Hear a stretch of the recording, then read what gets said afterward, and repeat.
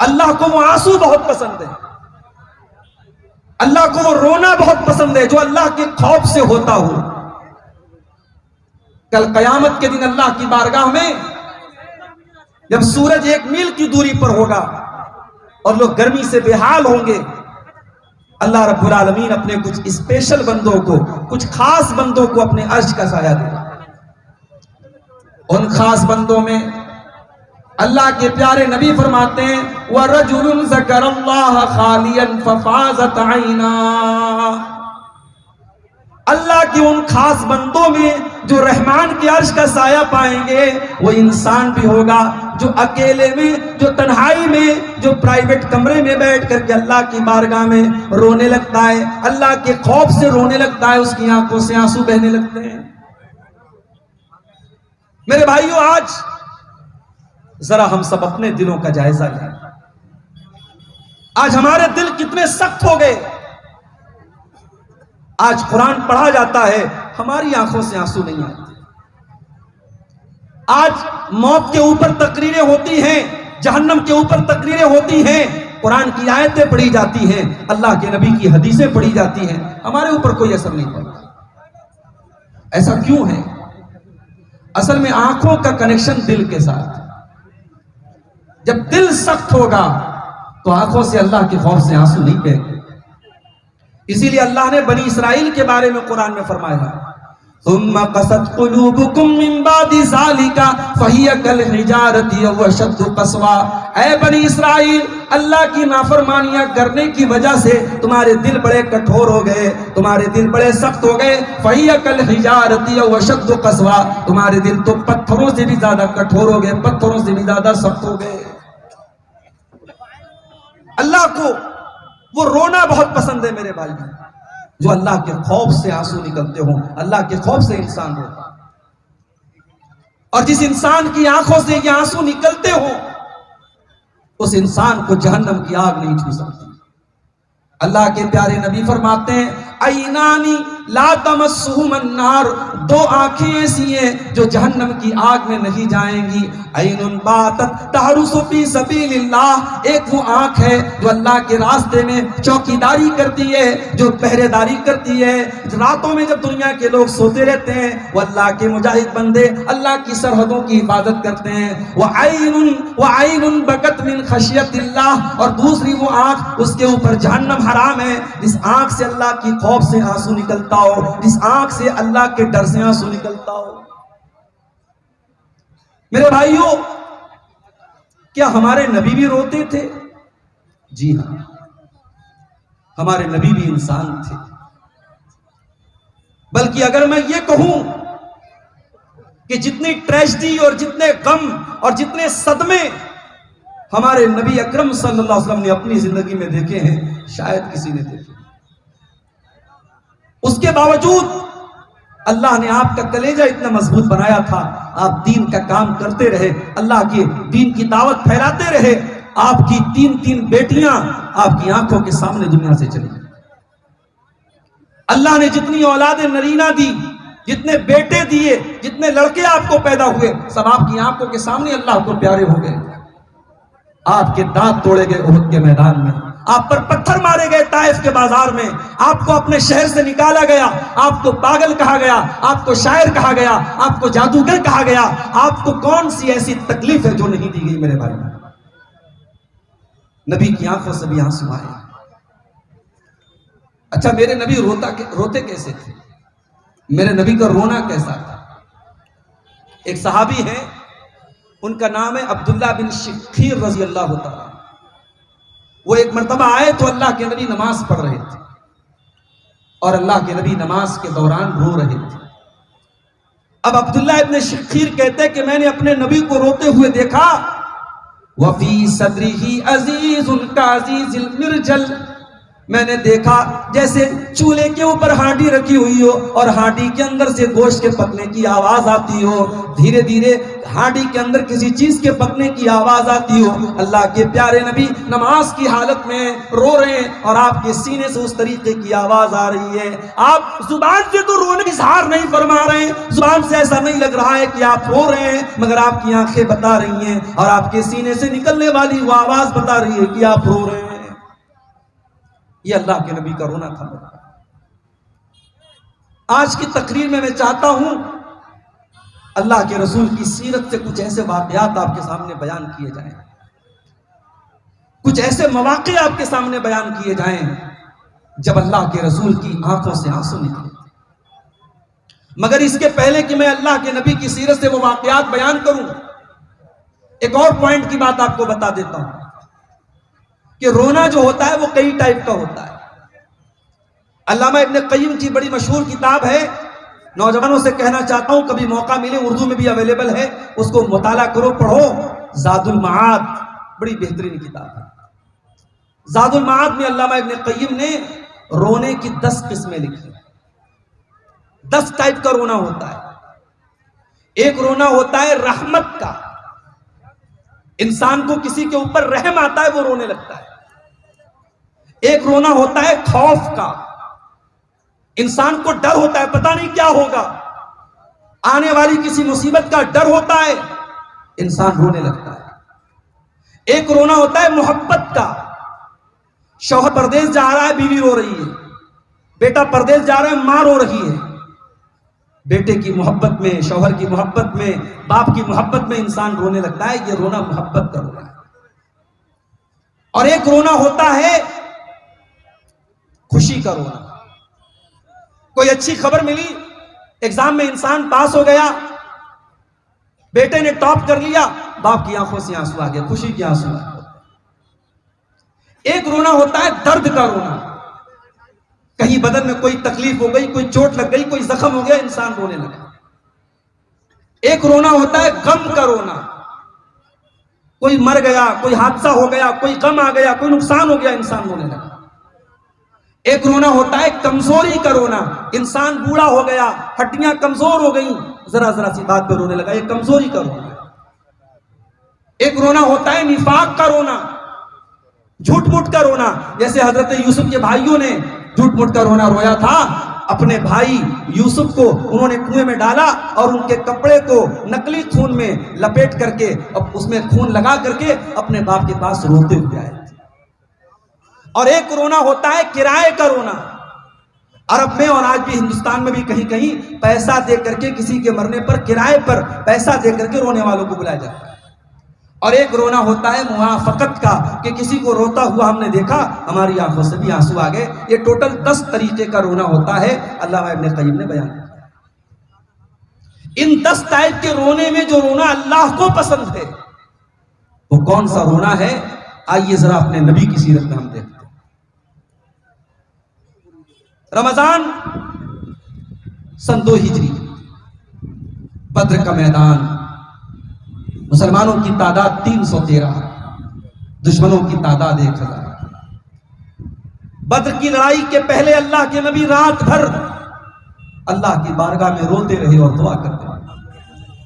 حضرت علی فرماتے ہیں بدر کی لڑائی کے پہلے میری نیند کھلی، میں نے دیکھا سارے کے سارے لوگ سو رہے ہیں سوائے میرے اور جناب محمد رسول اللہ صلی اللہ علیہ وسلم کے.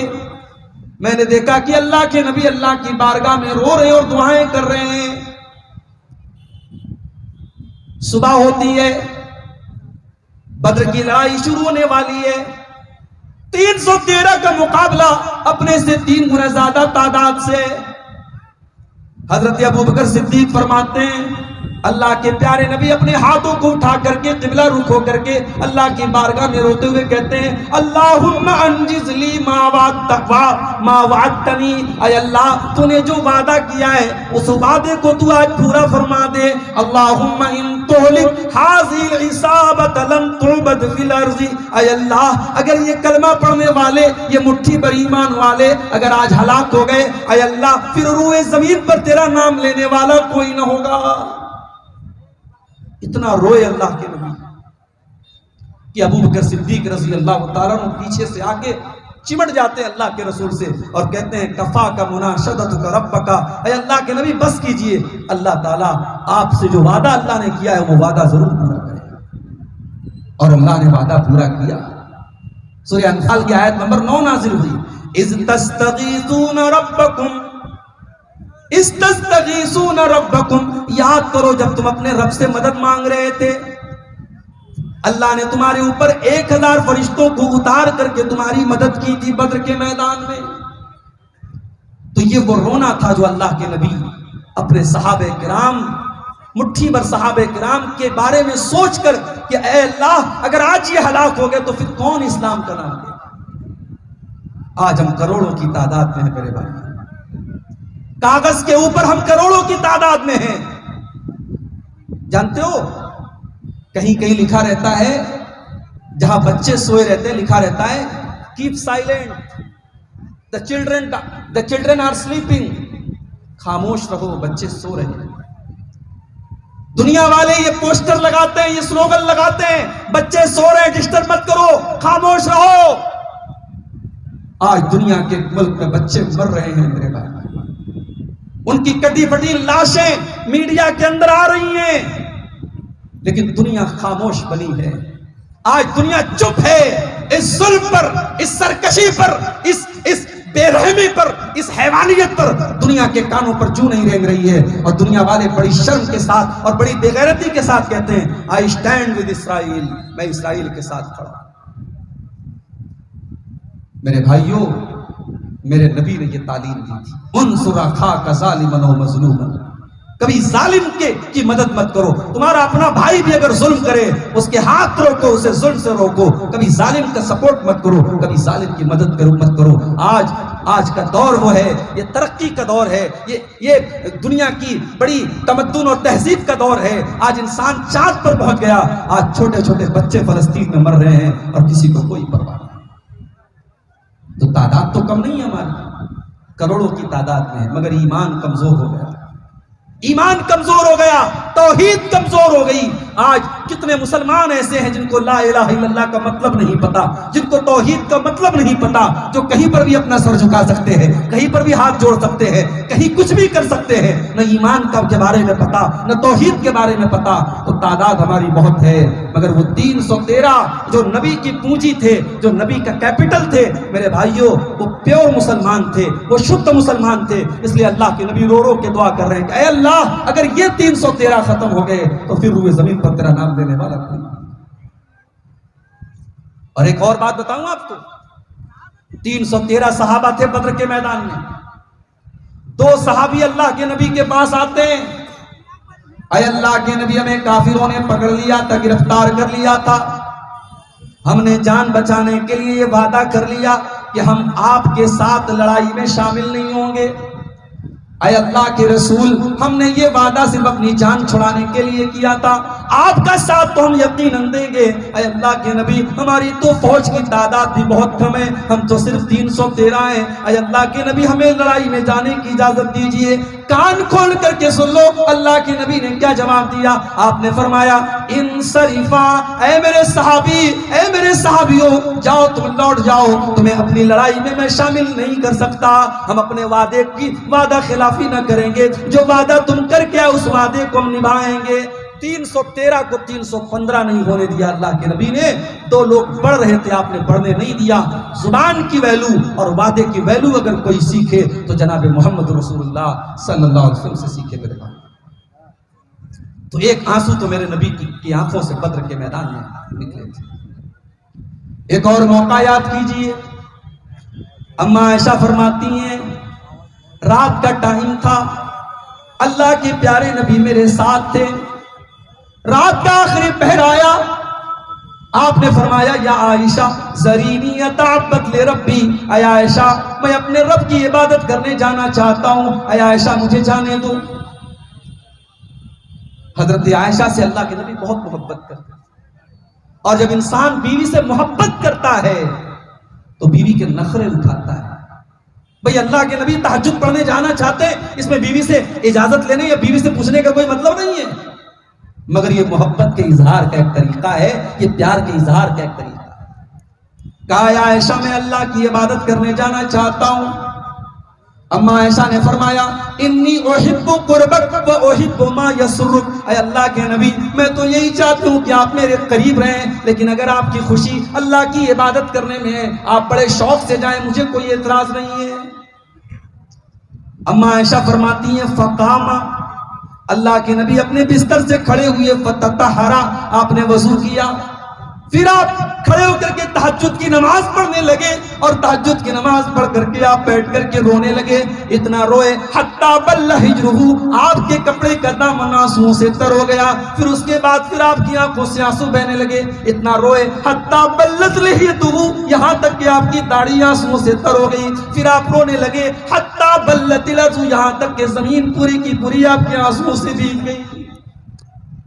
اللہ اکبر۔ ہمارا نبی تہجد میں روتا تھا، ہم اور آپ پانچوں ٹائم کی نماز میں نہیں پڑھتے۔ مسجد کے لیے جلسہ ہو رہا ہے، مجھے شاعر کا وہ شعر یاد آتا ہے، مسجد تو بنا لی شب بھر میں ایمان کی حرارت والوں نے، من اپنا پرانا پاپی تھا برسوں میں نمازی بن نہ سکا۔ مسجدیں تو بہت ہیں میرے بھائی، ہم ایک مسجد کے جانے کا غم کر رہے ہیں، یہاں ہزاروں لاکھوں مسجدیں ہیں، مسجدوں کو آباد کرنے والے نہیں۔ اور کان کھول کر کے سن لو حتیہ دیارہ کے میرے بھائیوں، قرآن کی نظر میں مرد کون ہے؟ قرآن نے مرد کس کو کہا ہے؟ قرآن کی نظر میں مرد وہ ہے جو اپنے کام دھندے کو چھوڑ کر کے نماز کے ٹائم نماز پڑھنے کے لیے آتا ہے۔ قرآن کا 18واں پارہ اٹھاؤ، اللہ فرماتا ہے سورہ نور کے اندر، رجال لا تلہیہم تجارت ولا بیع عن ذکر اللہ واقام الصلاۃ وایتاء الزکاۃ۔ حقیقت میں مرد تو وہ ہے، حقیقت میں مرد تو وہ ہے جو نماز کے ٹائم اپنے کاروبار کو چھوڑ دیتے ہیں، اپنے لین دین کو چھوڑ دیتے ہیں، جن کا بزنس، جن کا کاروبار نماز سے بڑھ کر کے نہیں ہے۔ ہم تو اتنے بڑے بزنس مین ہو گئے، ہم تو اتنے بڑے کاروباری ہو گئے، ہم نماز چھوڑ دیتے ہیں اپنے کاروبار کے لیے، اپنے بزنس کے لیے، اپنی نوکری کے لیے۔ میرے بھائیوں کہیں ایسا نہ ہو وہ کاروبار ہمارے لیے وبال بن جائے، وہ دولت ہمارے لیے مصیبت بن جائے، وہ نوکری ہمارے لیے مصیبت بن جائے۔ 5 ٹائم کی نماز ہمارا بھائی نہیں پڑھتا، تہجد کیا پڑھے گا؟ یا ہمارے نبی تہجد کی نماز پڑھ رہے ہیں، اور تہجد کی نماز پڑھ کے اللہ کے نبی رو رہے ہیں۔ اور اپنے نوجوان بھائیوں سے ایک بات کہنا چاہتا ہوں، اگر زندگی میں کچھ گولز ہیں، کچھ سپنے ہیں، کچھ ٹارگٹ ہے جس کو پورا کرنا ہے نا، تو اس اللہ کے سامنے رات میں تہجد پڑھ کے اپنے ٹارگٹ پیش کرو، اپنی آرزوؤں کو پیش کرو، جس اللہ کے در سے کوئی خالی ہاتھ نہیں پڑے۔ رات کے ٹائم جب دنیا سو رہی ہو، اگر بندہ اللہ کی بارگاہ میں کھڑا ہو کے اللہ کو یاد کرتا ہے، اللہ کو بندے کی یہ ادا بڑی پسند آتی ہے۔ اللہ نے ایسے لوگوں کا ذکر قرآن میں بھی کیا ہے، تتجافى جنوبهم عن المضاجع يدعون ربهم خوفا وطمعا ومما رزقناهم ينفقون۔ میرے جنتی بندے تو وہ ہیں، میرے متقی بندے تو وہ ہیں، میرے مومن بندے تو وہ ہیں، جب دنیا آرام سے بستروں پر سو رہی ہو، وہ بستروں سے اٹھ کر کے اللہ کی بارگاہ میں نماز پڑھتے رہتے ہیں، وہ اللہ کو یاد کرتے رہتے ہیں۔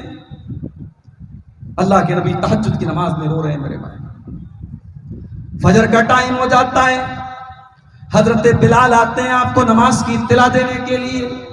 کیا دیکھتے کہ اللہ کے نبی کی آنکھوں سے اس قدر آنسو بہے ہیں، آپ اس قدر روئے ہیں، آپ کی داڑھی آنسو سے بھیگی ہے، زمین آنسو سے بھیگی ہے، آپ کے کپڑے آنسو سے بھیگے ہیں۔ حضرت بلال کہتے ہیں اے اللہ کے نبی آپ اتنا کیوں روتے ہیں؟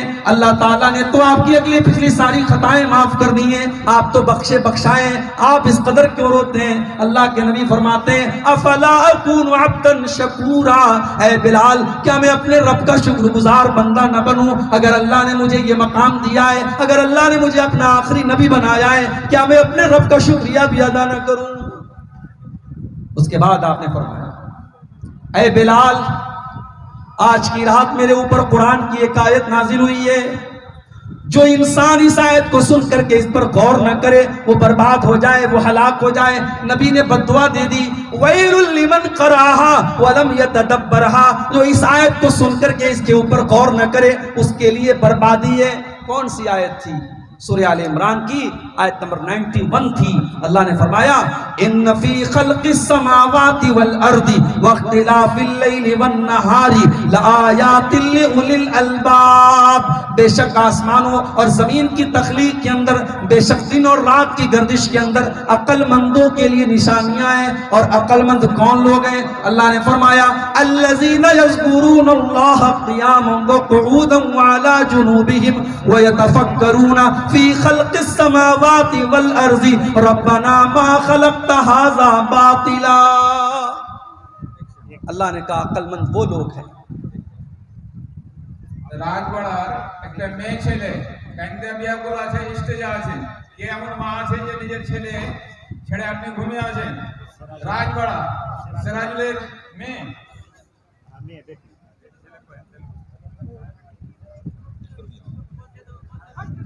آپ غور کیجئے میرے بھائی، اللہ کے نبی بددعا کر رہے ہیں کہ اس آیت کو جو سنے اور غور نہ کرے، اس سے عبرت حاصل نہ کرے، وہ برباد ہو جائے.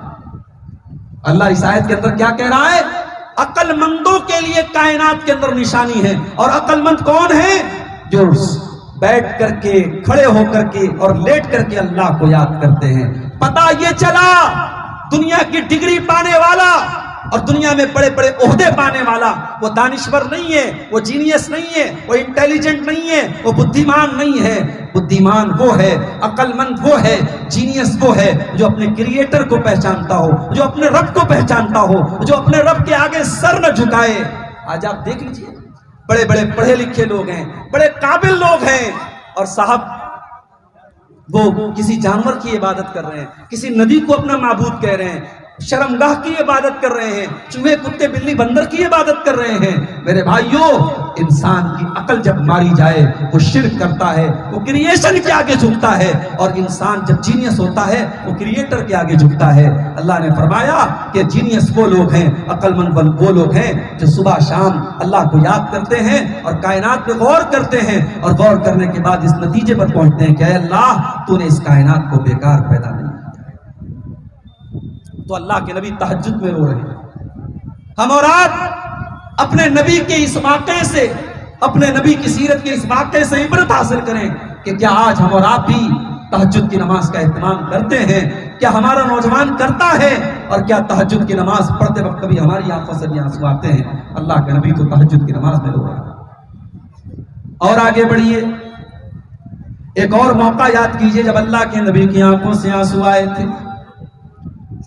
بخاری کے الفاظ ہیں، اللہ کے پیارے نبی اپنے صحابی حضرت عبداللہ بن مسعود سے کہتے ہیں کہ اے عبداللہ اقرا علی القرآن، اے عبداللہ تم مجھے قرآن پڑھ کر کے سناؤ. حضرت عبداللہ نے فرمایا اے اللہ کے نبی میں آپ کو قرآن کیسے پڑھ کے سناؤں؟ وعلیک انزل، یہ قرآن تو آپ ہی کے اوپر اتارا گیا ہے. اے اللہ کے نبی میں آپ کو قرآن کیسے پڑھ کے سناؤں؟ آپ تو خود صاحب قرآن ہیں، آپ کے اوپر تو قرآن اترا ہے، میں آپ کو قرآن کیسے سناؤں؟ آپ نے فرمایا انی احب ان اسمعہ من غیری، اے عبداللہ آج میں کسی دوسرے کے منہ سے قرآن سننا چاہتا ہوں. او لوگو، ہمارا نبی تو قرآن کو سننے کی تمنا کر رہا ہے، ہمارے نبی تو قرآن سننے کی تمنا کر رہے ہیں، جبکہ ہمارے نبی تو رات و دن قرآن پڑھنے والے ہیں.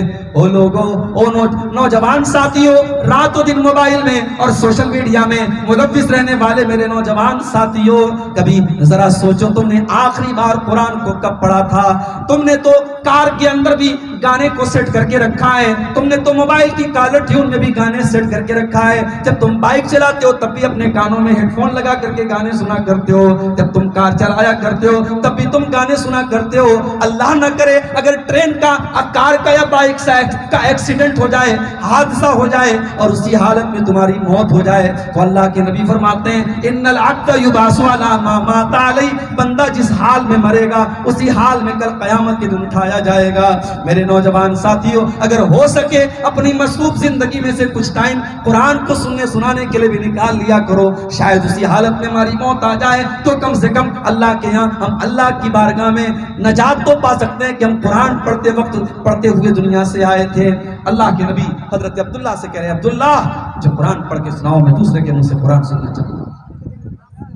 آج ہمارے بہت سارے نوجوان بھائی کہتے ہیں ہمیں میوزک سے سکون ملتا ہے، ہم کوئی اپنی پسند کا میوزک سنتے ہیں تو ہمارے دل کو سکون ملتا ہے. میں کہتا ہوں وہ دل مردہ ہے, وہ دل مر چکا ہے, وہ دل ڈیڈ ہو چکا ہے جس دل کو میوزک سے سکون ملتا ہو. اس لیے کہ ایمان والے کے دل کو تو میوزک سے سکون نہیں ملتا ہے, ایمان والے کے دل کو اللہ کے ذکر سے سکون ملتا ہے.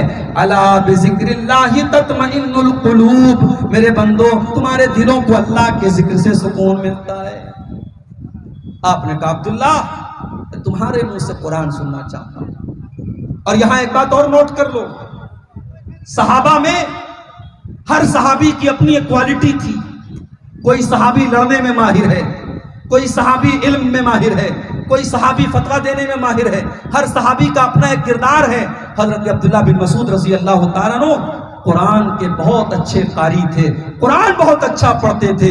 بلکہ اللہ کے نبی خود فرماتے ہیں اگر کسی کو قرآن ایسا سننا ہو جیسے قرآن ابھی تازہ تازہ اتر رہا ہے اور نازل ہو رہا ہے, ایسا قرآن اگر کسی کو سننا ہے تو عبداللہ بن مسعود سے سن لو. یہ قرآن اتنا بہترین پڑھتے تھے. اگر آج آپ کا بچہ قرآن کا حافظ ہے, اگر آج آپ کا بچہ قرآن پڑھ رہا ہے اور تراویح کی نماز میں سینکڑوں اور ہزاروں لوگ آپ کے بچے کے پیچھے تراویح کی نماز پڑھ رہے ہیں, میرے بھائیوں یہ خوش قسمتی اور خوش نصیبی کا مقام ہے. قرآن کو پڑھنے پڑھانے والے سے بڑا کسی کا مقام نہیں ہے. حضرت عبداللہ بن مسعود کہتے ہیں میں اللہ کے نبی کو سورہ نساء پڑھ کے سنانے لگا, میں سورہ نساء کی تلاوت کرنے لگا. جب میں سورہ نساء کو پڑھنے لگا تو پڑھتے پڑھتے میں سورہ نساء کی اس آیت کے اوپر پہنچا. فَكَيْفَ إِذَا جِئْنَا مِنْ كُلِّ أُمَّةٍ بِشَهِيدٍ وَجِئْنَا بِكَ عَلَى هَؤُلَاءِ شَهِيدًا. اے نبی, اے میرے رسول, ہر امت میں سے ہم ہر ایک گواہ لائیں گے اور اے نبی آپ کی امت کے اوپر ہم آپ کو گواہ بنائیں گے.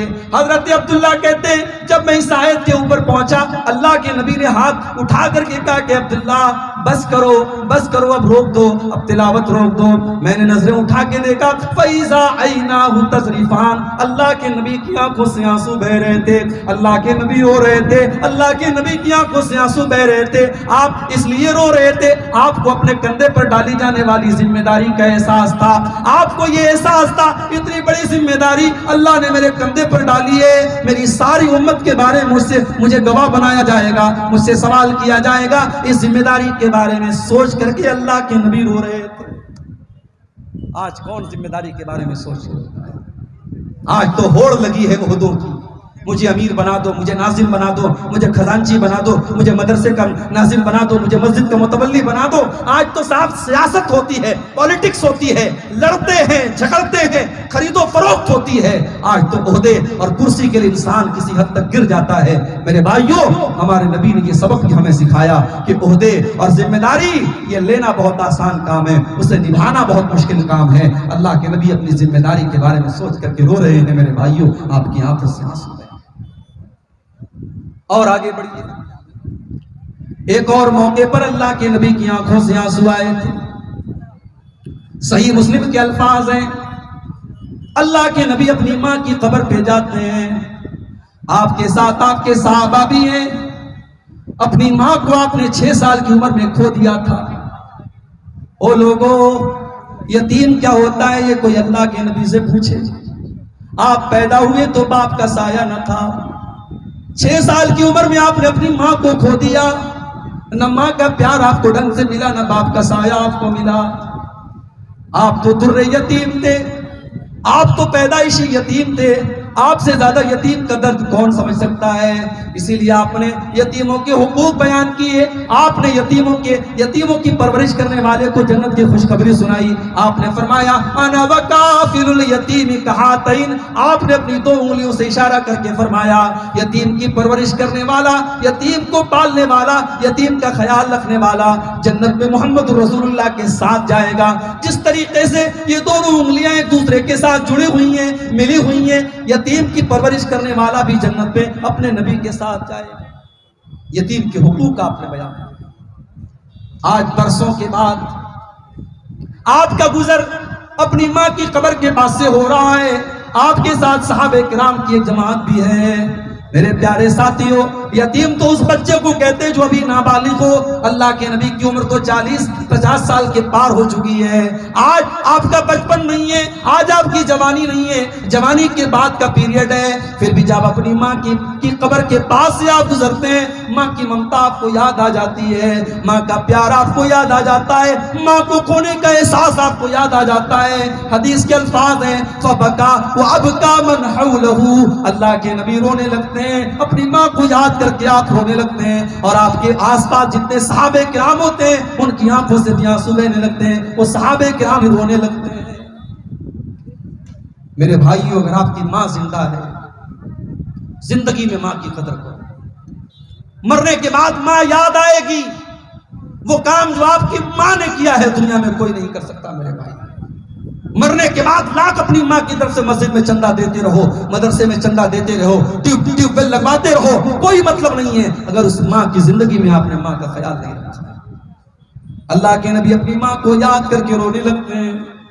اس کے بعد آپ اپنے صحابہ سے کہتے ہیں کہ اے میرے صحابہ، میں نے اللہ سے اجازت مانگی تھی ان استغفر لأمی، میں اپنی ماں کے لیے مغفرت کی دعا کرنا چاہتا ہوں، اللہ نے مجھے اپنی ماں کے لیے مغفرت کی دعا کرنے کی اجازت نہیں دی۔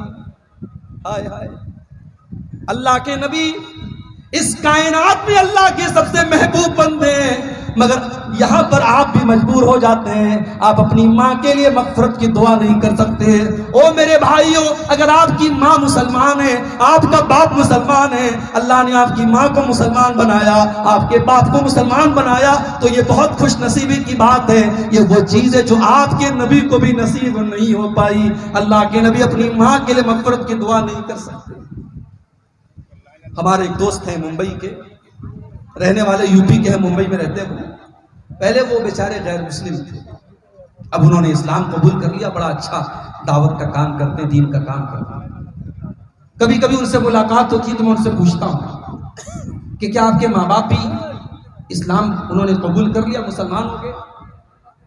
میں دیکھتا ہوں ان کی آنکھوں میں آنسو آ جاتے ہیں میرے بھائی، وہ رونے لگتے ہیں اور کہتے ہیں شیخ دعا کیجیے اللہ میری ماں کو ہدایت دے دے، باپ تو مر گیا ہے، ماں زندہ ہے، میں سمجھا رہا ہوں، ماں کو راستے پہ لانے کی کوشش کر رہا ہوں، بس دعا کیجیے اللہ میری ماں کو ہدایت دے دے۔ میرے بھائیوں، ایک اولاد کے لیے اس سے بڑھ کے تکلیف کی کوئی بات نہیں ہے کہ جب وہ اللہ کی بارگاہ میں دعا کے لیے ہاتھ اٹھائے تو اپنی ماں کے لیے دعا نہیں کر سکتا، اپنے باپ کے لیے دعا نہیں کر سکتا، اس سے بڑی بدنصیبی کی کوئی بات نہیں ہے۔ میرے بھائیو، اگر آپ کی ماں مسلمان ہے، آپ کا باپ مسلمان ہے، یہ بڑی خوش نصیبی کی بات ہے، اللہ کا شکر ادا کیجئے۔ اللہ کے پیارے حبیب فرماتے ہیں میں نے اپنے رب سے اجازت مانگی کہ اے اللہ میں اپنی ماں کے لیے مغفرت کی دعا کرنا چاہتا ہوں، اللہ نے اجازت نہیں دی، اور پھر میں نے اللہ سے اجازت مانگی کہ میں اپنی ماں کی قبر پہ جانا چاہتا ہوں، اپنی ماں کی قبر کو دیکھنا چاہتا ہوں، اللہ نے اجازت دے دی۔ تو اے لوگوں، تم بھی قبرستان جایا کرو اور قبروں پر جایا کرو، فَإِنَّهَا تُذَكِّرُكُمُ الْآخِرَةَ، قبرستان جانے سے موت کی اور آخرت کی یاد آتی ہے۔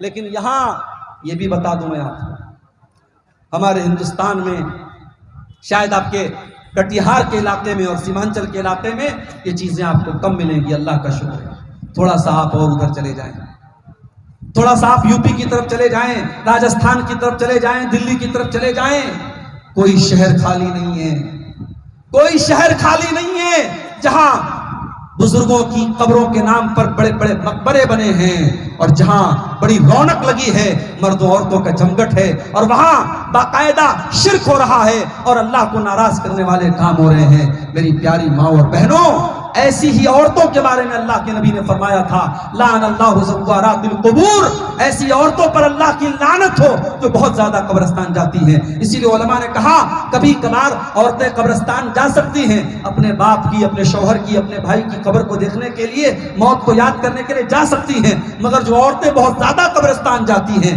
اللہ کے رسول نے لعنت فرمائی ہے۔ میرے پیارے ساتھیوں، یہاں بھی اللہ کے نبی نے وہی بات کہی کہ تم قبرستان جا سکتے ہو، جایا کرو، قبر پر جانے سے تم کو آخرت کی یاد ہے۔ مگر آج کیا ہو رہا ہے؟ آج تو قبر پہ جا کر کے بھی ہمیں ہنسی آتی ہے، مذاق کرتے ہیں ہم۔ کتنے لوگوں کو دیکھتا ہوں جنازے کی نماز میں جا رہے ہیں اور آپس میں ہنسی مذاق کر رہے ہیں، موبائل پر ویڈیو دیکھ رہے ہیں، یعنی قبرستان میں بھی اب ہمیں موت یاد نہیں آتی۔ میرے پیارے ساتھیوں، ایک اور موقع پر میرے نبی کی آنکھوں سے آنسو آئے تھے۔ ابن ماجہ کی روایت ہے، ایک انصاری صحابی کا جنازہ تھا، اللہ کے نبی جنازے میں گئے ہوئے تھے اور جنازے کو قبر میں اتارا جا رہا تھا، اور اللہ کے پیارے حبیب قبر کے ایک سائیڈ اپنے صحابہ کے ساتھ بیٹھے ہوئے تھے۔ آپ غور کر رہے تھے، اس عذاب قبر کے بارے میں سوچ رہے تھے، اس قبر کی زندگی کے بارے میں آپ سوچ رہے تھے، اور آپ کی آنکھوں سے آنسو بہ رہے تھے، اور آپ نے روتے ہوئے اپنے صحابہ سے فرمایا لِمِثْلِ هَذَا فَأَعِدُّوا يَا إِخْوَانِي، اے میرے بھائیو اس قبر میں تم کو بھی آنا ہے، اس قبر میں آنے کی تیاری کرو۔ عطیہ دیارہ والو، دنیا میں آپ نے بڑی پراپرٹی بنا لی ہوگی، بڑی زمین و جائیداد آپ نے بنا لی ہوگی، بڑی دولت آپ نے اکٹھا کر لی ہوگی، مگر جانا تو ایک دن ہم سب کو قبر میں ہے۔ اس قبر میں 2 گز زمین سے زیادہ ہم کو ملنے والا نہیں ہے۔ اس قبر میں نہ بیٹا باپ کے کام آئے گا، نہ بیوی شوہر کے کام آئے گی، نہ بھائی بھائی کے کام آئے گا۔ اس قبر میں ہمارے ساتھ کیا ہوگا؟ میرے بھائیوں، اگر قبر کے بارے میں ہم سوچ لیں تو شاید دنیا کی چیزیں ہمیں مزہ دینا بند کر دیں، دنیا کی لذتیں ہمارے لیے حرام ہو جائیں۔ قبر کے بارے میں سوچا کرو میرے بھائی۔ اسی لیے حضرت عثمان غنی رضی اللہ تعالیٰ عنہ جب کسی قبرستان کے پاس سے گزرتے تھے تو زار و قطار رونے لگتے تھے، آنکھوں سے آنسو بہنے لگتے تھے۔ کسی نے پوچھا کہ اے عثمان غنی، جنت کی بات آتی ہے آپ نہیں روتے ہیں، جہنم کی بات آتی ہے آپ نہیں روتے ہیں، لیکن قبر کو دیکھتے تو آپ رونے لگتے ہیں۔ عثمان غنی نے کہا کہ ہاں، میں قبر کو دیکھ کر کے اس لیے رونے لگتا ہوں کیونکہ میں نے اپنے نبی کو یہ فرماتے ہوئے سنا، ان القبر اول منزل من منازل الاخرہ، بے شک قبر آخرت کی پہلی منزل ہے، جس نے قبر کو پار کر لیا اس کے لیے آگے کی منزلیں آسان ہے۔ میرے پیارے ساتھیوں، ہمارے نبی قبر کو دیکھ کے رو رہے ہیں۔ اب ذرا ہم سب جائزہ لیں، آج ہم کتنی قبر کو دیکھ کے روتے ہیں، ہم کب قبرستان پر جا کر کے روتے ہیں؟ ہمیں تو قبرستان پر بھی ہنسی آتی ہے، ہمیں تو قبرستان پر بھی جا کے مزہ آتا ہے۔ میں نے تو ایسے قبرستان بھی دیکھے ہیں کہ قبرستان پر بیٹھ کر کے لوگ شراب پی رہے ہیں، قبرستان پر بیٹھ کر کے لوگ جوا کھیل رہے ہیں، قبرستان پر بیٹھ کر کے موبائل پر کرکٹ میچ دیکھ رہے ہیں۔ میرے بھائیوں، یہ عبرت کی جا ہے، تماشا نہیں ہے۔ قبرستان عبرت کی جگہ ہے۔ بڑے بڑے بادشاہ، بڑے بڑے امیر امراء، بڑے بڑے دنیا میں اپنے آپ کو اپنی طاقت کا پرچار کرنے والے آج بھی قبرستان میں مرے پڑے ہیں، ان کی ڈیڈ باڈی پڑی ہے جو ہمیں یہ سبق دے رہی ہے، مٹے نامور، مٹے نامور کیسے، اور ان کے نام و نشان کیسے مٹے اہل شاہ کیسے کیسے، کس طریقے کے بڑے بڑے شان والے قبر میں منو مٹی نیچے دفن ہو گئے۔ میرے پیارے ساتھیوں، اللہ کے نبی قبرستان کو دیکھ کر اور قبر کو دیکھ کر کے ایک اور موقع پر اللہ کے نبی کی آنکھوں سے آنسو آیا تھا۔ بخاری اور مسلم کے الفاظ ہیں، اللہ کے پیارے نبی قرآن پڑھ رہے تھے، قرآن پڑھتے ہوئے جب آپ نے اس آیت کی تلاوت کی، سورہ مائدہ کی، حضرت عیسیٰ علیہ السلام اللہ کی بارگاہ میں دعا کرتے ہیں، ان تعذبهم فإنهم عبادك وإن تغفر لهم فإنك أنت العزيز الحكيم۔ اے اللہ، اگر تو اپنے بندوں کو عذاب دے گا تو یہ تیرے بندے ہیں، اور اگر تو معاف کر دے گا، اے اللہ تجھ سے کون حساب لینے والا ہے؟ تو تو بڑا طاقت والا ہے، تو تو بڑا حکمت والا ہے، تو جس کو چاہے معاف کرے، جس کو چاہے پکڑ لے، کون تجھ سے حساب لینے والا ہے؟ یہ حضرت عیسیٰ علیہ السلام نے اپنی قوم کے لیے دعا کی تھی۔ اس کے بعد اللہ کے نبی سورہ ابراہیم کی اس آیت کو پڑھتے ہیں، ابراہیم علیہ السلام اللہ کی بارگاہ میں دعا کرتے ہیں،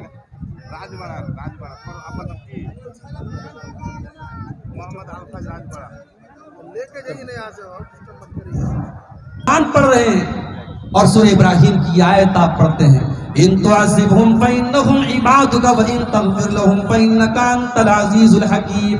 اے اللہ، حضرت ابراہیم یہ دعا کرتے ہیں، فمن تبعنی فإنه منی ومن عصانی فإنك غفور رحیم۔ اے اللہ، جو میری پیروی کرے گا وہ تو میرا امتی ہے، اور جو میری نافرمانی کرے گا تو غفور الرحیم ہے، تو معاف کر دینا۔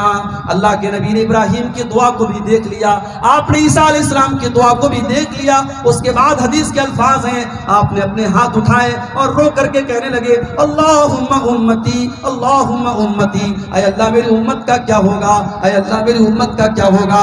حضرت جبریل علیہ السلام آتے ہیں اور آ کر کے سوال کرتے ہیں، اے محمد صلی اللہ علیہ وسلم آپ کیوں رو رہے ہیں، آپ کی آنکھوں سے آنسو کیوں بہ رہے ہیں؟ اللہ کے نبی فرماتے ہیں، میں اپنی امت کے انجام کے بارے میں سوچ کر کے رو رہا ہوں، میں یہ سوچ کر کے رو رہا ہوں کہ آخرت میں میری امت کا انجام کیا ہوگا۔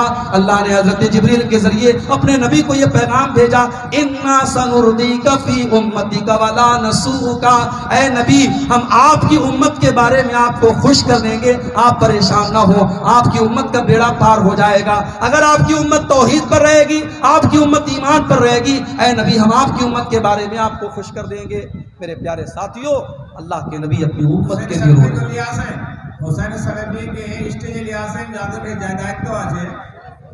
আর যারা মোটরসাইকেল স্টেজে যারাকে জিম্মেদারি দেওয়ানো আছে ওনাকে অনুরোধ, অনেক লোক বাড়িতে যাওয়ার জন্য बात करके बात खत्म करेंगे।